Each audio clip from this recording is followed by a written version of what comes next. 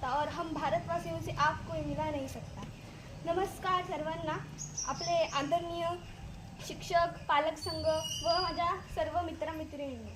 तर आज मी तुम्हाला 15 ऑगस्टबद्दल काही 2 शब्द सांगणार आहे, ते तुम्ही शांत चित्ताने ऐकाल अशी मी आशा बाळगते व माझ्या छोट्याशा भाषणाला सुरुवात करते. तर सर्वप्रथम मानव म्हणजेच बघायला गेलं तर 2 जाती असतात. मानवात 2 जाती ह्या कुठल्या, हा तुम्हाला प्रश्नच पडला असेल. पहिली जात म्हणजे दैवी जात. दैवी जात ही चांगल्या प्रमाणात आपले जेवढे संत थोर शिवाजी महाराज, छत्रपती शिवाजी महाराज, आपले राजगुरू भगतसिंग व अजून भरपूर थोर नेते, त्यांच्यामध्येच दैवी जात होती. म्हणून ते एवढ्या टोकावरती, भारताच्या टोकावरती पोहोचले. त्यामुळे जर आपल्यामध्ये जर दैवी जात असेल तर आपण कुठल्याही टोकाला जाऊ शकतो, कुठल्याही संकटाला असं तोडून देऊ शकतो.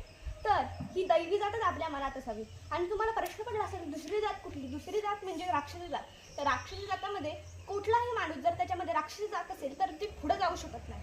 कारण त्याच्यामध्ये एवढे घाण गुण असतात ना, कुठल्याही खालच्या नीच पदाला जाण्यासाठी तो माणूस विचार नाही करत. म्हणून आपल्यामध्ये सदैव दैवी जात असायला पाहिजे. तर 15 ऑगस्ट या दिवशी आपला भारत स्वतंत्र झाला. गांधीजींनी एकतेच्या बळावरती सर्व देश स्वतंत्र केला. एकता म्हणजेच जर आपल्यामध्ये एकता असेल तर कुठलंही संकट आपण एकीने जर नेलं तर ते संकट असं चुटकीने हरून लावू शकतो. तर आपल्यामध्ये एकता असेल तर भारत कुठं होता आणि कुठं पडला, कुठं गेला, हे आपल्याला प्रश्नच पडेल. कारण जर एकी असेल तर आपण सगळ्या देशांना पछाडून एक नंबर मिळू शकतो. तर एकीमध्येच खरं म्हणजे सर्वात जास्त बळ असते. आणि सर्वात मोठी जात म्हणजेच मानवी जात. माणुसकी जर ही जात जर आपल्यामध्ये असेल तर आपल्यामध्ये दयावृत्ती व अतिशय चांगले गुण असतील. तर तुम्हाला मी एक छोटासा प्रसंग सांगते भगतसिंग यांचा. तर भगतसिंग जेव्हा जेलमध्ये होते तेव्हा त्यांना फाशी शिक्षा देणार होती. त्या अगोदर जो शिक्षा म्हणजे फाशी देण्याच्या अगोदर आपली शेवटची इच्छा मागितली जाते.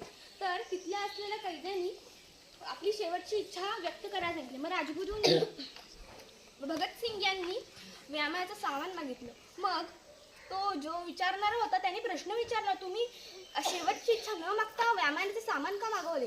राजगुरू भगतसिंग हसत म्हणाले की जो माणूस चांगले कर्म करतो त्यालाच देव स्वीकारतो आणि देवालाही टकटकीत माणसंच आवडतात. टकटकीत एकदम सुंदर दिसणारी फुलेच आवडतात. म्हणून मी माझं शरीर असं बनवीन की ते देवाला मला स्वीकारण्यात कुठलीही अडचण येणार नाही.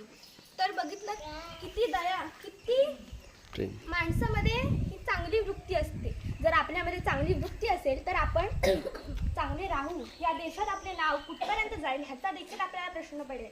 आपण कुठे होतो, आपण कुठे पोहोचलो याचा देखील प्रश्न पडेल. त्यामुळे आपल्यामध्ये चांगले सुसंस्कार व दुसऱ्या आदरणीय वडीलधाऱ्या माणसांची रिस्पेक्ट करायला शिकावं.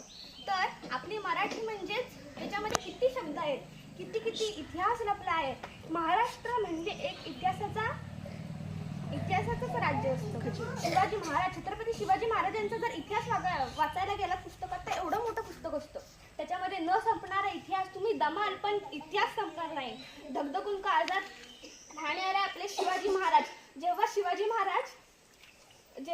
शिवाजी महाराज मरण पावले तेव्हा त्यांच्यामुळे तो औरंगजेब तो म्हणाला, अल्लाह है अल्लाह मेरा देश की ताकत और देश का सम्मान और माँ बहनों की रिस्पेक्ट करने वाला तुम्हारे पास आ रहा है, उसको स्वर्ग में जगह देना और उसको मौल्यवान हिरे की तरह रखना.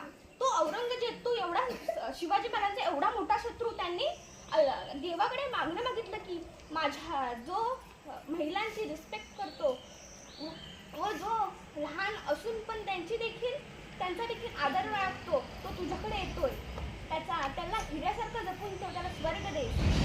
तो औरंगजेब जो सर्वात मोठा शत्रू होता तो असं बोलेल हे अपेक्षित नव्हतं. तर एकदा काय झालं की औरंगजेबची बहीण त्याच्याकडे आली व म्हणाली, मराठीत सांगते मी तुम्हाला का, ती म्हणाली माझी मुलगी कुठे सापडत नाही, तुझी भाची कुठे सापडत नाहीये, कुठे गेली? मला वाटतं त्या शिवाजी महाराजांच्या मावळ्यानेच तिला पळून नेलं असेल. पण औरंगजेब म्हणाला, नाही, शिवाजी महाराजांचे मावळे काहीही करू शकतात पण आया बहिणीच्या पदराला हात लावू शकत नाही. ही माझ्या राजाची पुण्याई होती.